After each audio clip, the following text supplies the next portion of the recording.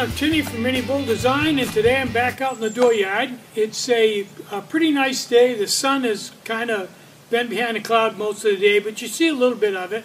And it's almost like 57, almost 60 degrees, and pretty calm right now. Not a bad day at all, especially for being in November. I'll take it.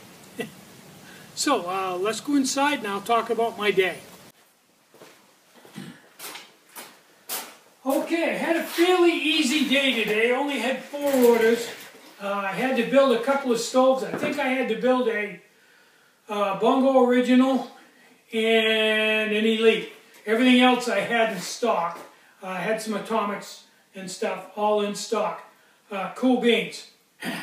Now, after that, we went to the dump.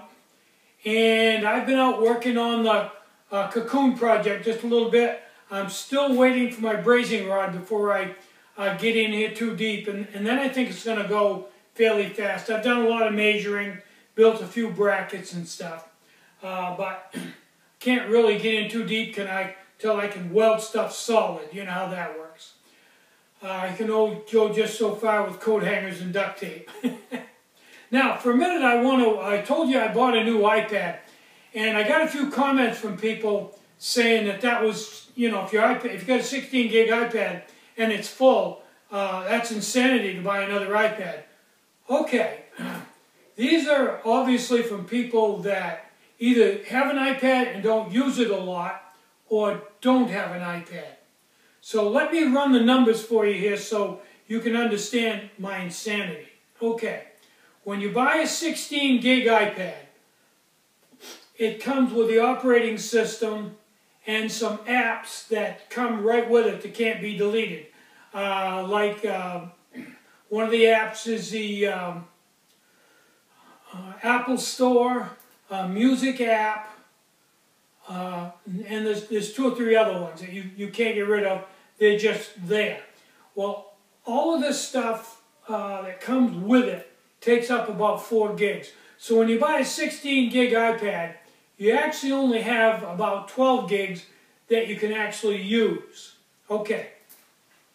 Now, as you own it for a while, new operating systems will come up every 6 months or so. The last operating system I put on was OS 8 1.1, took up 1.1 gigs. Okay, so that takes my 12 down to 11, and that's not the first operating system I've downloaded. When I got all done, I had about, with the operating systems I've downloaded over a few year period, I ended up with about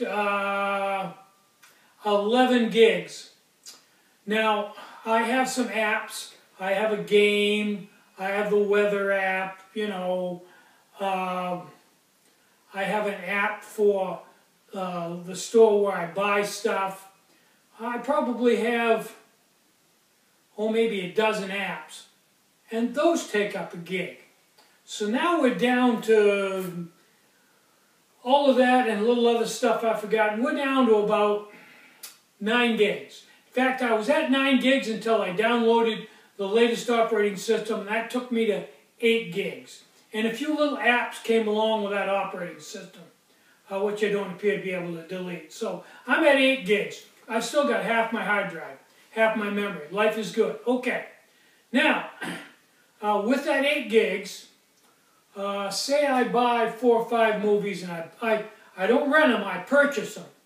And then I upload them to the cloud, which they're in the cloud. They're not taking up any space other than the graphics, the little thumbnails, which take up very little space. Okay, now, with all that having been said, I had 8 gigs. I've got 5 movies in the cloud. Now, all these apps and stuff that are taking up space, operating systems, all that can't go to the cloud. That's something that when you click on it, you need to use it. Anything in the cloud, when you click on it, you have to stream it down from the cloud. So if it's something you want to use immediately, like an app, that just has to stay on the hard drive. And, you know, some of them take 300 meg. So anyway, I'm down to about, like I said, I'm down to about 8 gig I can use. Okay. Say I go on iTunes and I find a couple of movies that I like, and I'm going to download them, rent them, which will load them into my memory. Okay, say one's 5 and one's 4. Oh wait, that's 9. I've only got 8. So I can't download 2 movies. If I do, I run out of memory.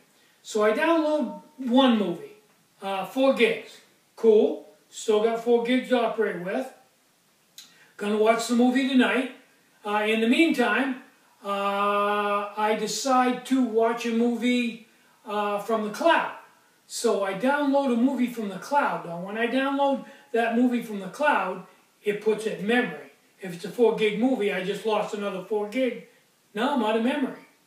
Now, even if I don't download that movie from the cloud and I have 1 movie in memory, getting ready to watch at a rental, if I go to shoot a YouTube video, no, not enough memory. So you can see, yeah, you can goof around, and really the iPad is not made to work with any external plug-in stuff. Doesn't even have a USB port. But you can buy some stuff, monkey fudge it, and do it. But here's the point of the whole thing. An iPad, well, let's just say that a desktop like this one right here is kind of like a tractor trailer that'll haul 20 ton. Big rig, runs on diesel. A laptop is kind of like a 3/4 ton pickup truck with a trailer hitch, because you can plug in external terabyte hard drives and stuff like a trailer. An iPad is like a 2-seater sports car. No trailer hitch. You can't haul the Airstream with it. You can't even haul a utility trailer with it. Only seats 2 people. It's made to get into and go. Doesn't have a keyboard. Doesn't have a monitor. Doesn't have a CPU unit off the sides. All self-contained. Touch screen. Very, very simple. Very quick. Very efficient. So when people say, well, you can plug in an external hard drive and download, yeah, if it was anything I wanted to download, I've got 200 gigs in the cloud. I just upload it to the cloud. But, and it's just the same if I downloaded it to an external hard drive, which would be like watching a Ferrari sports car go down the road with a utility trailer full of trash bags. Just not done in better families. I'd still have to plug in the hard drive and grab it off of the hard drive. That's not how an iPad works. So if you've got an iPad and you're deciding whether you want to download a movie or shoot a YouTube video, no. You need a bigger iPad. So the one I ordered is 128. And if you don't understand, then you must have a big hard drive or you've never run an iPad. That's just the way it is. They're a sports car. And my sports car, no seating room left in it. Oh, I also wanted to address, somebody bought a QMH and they want to know if I made a lot bigger pot out of a beer can. Now, the answer to that is no, and there's a reason for that. The QMH only goes up to the S on Foster's. It's real short, and it's wrapped with wick, and although you could bend it fairly easily if you abuse it, generally speaking, it works pretty well. Chunk uses one, never had any problem. Works really nice.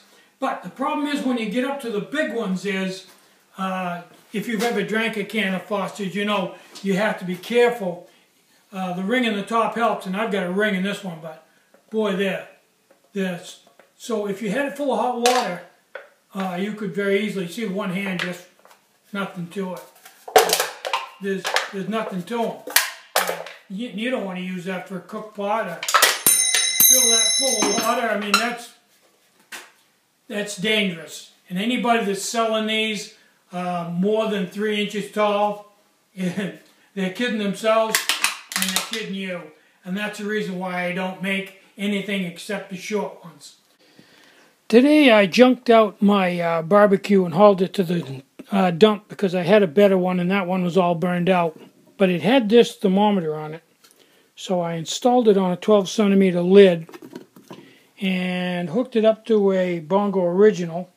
And I got 400 degrees out of it. That's where it topped out. So now I can tell exactly what my baking temperature is. And that's cool because 400 degrees is about right for the last stage to brown the tops on things. I'm Tinny from Mini Bowl Design. Try to have a really great day. Try to have some fun today. You deserve it. Bye-bye.